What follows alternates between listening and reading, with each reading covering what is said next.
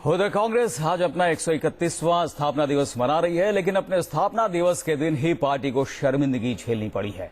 मुंबई कांग्रेस के स्थानीय मुखपत्र कांग्रेस दर्शन में सोनिया गांधी पर आपत्तिजनक लेख लिखा गया है।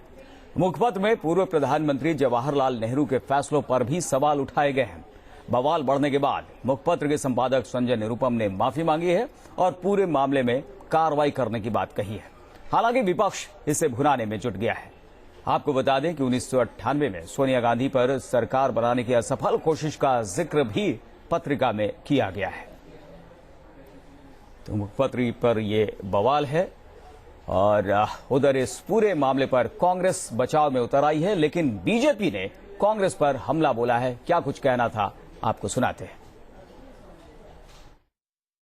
ये जो बात है ये पिछले 50 वर्ष 60 वर्ष से कही जा रही है और सही सोच रखने वाले लोगों ने इस बात को स्वीकारा भी है। तथ्यों पर आधारित है, प्रमाण आधारित है कि जितनी भी प्रिंसली स्टेट्स थी भारतवर्ष की, उनकी जिम्मेदारी तत्कालीन गृह मंत्री सरदार पटेल पर थी। परंतु जम्मू कश्मीर को लेकर के तत्कालीन प्रधानमंत्री पंडित जवाहरलाल नेहरू का ये मानना था कि वो समझते थे कि वो जम्मू कश्मीर को बाकी नेताओं की तुलना में बेहतर समझते हैं और उससे बेहतर निपट सकते हैं, इसलिए उन्होंने उसकी जिम्मेवारी अपने तक रखी।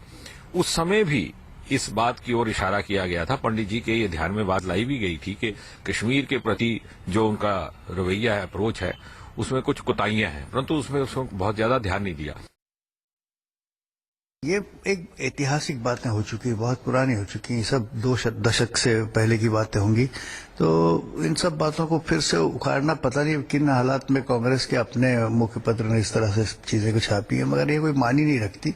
सोनिया गांधी ने अगर कुछ गलतियां उस वक्त की भी होंगी तो उसके बाद उन्होंने लगभग 2 दशक तक के कांग्रेस की अध्यक्षा की हैसियत से उन्होंने काम किया है। कांग्रेस के उतार चढ़ाव देखे हैं, सफलताएं भी पाई है, मनमोहन की 10 साल सरकार चलवाई है। आलेख में जिन शब्दों का प्रयोग हुआ है वो निश्चित तौर पर आपत्तिजनक है। मैं उस गलती को स्वीकार करता हूं। मैं नाम मात्र का संपादक हूं।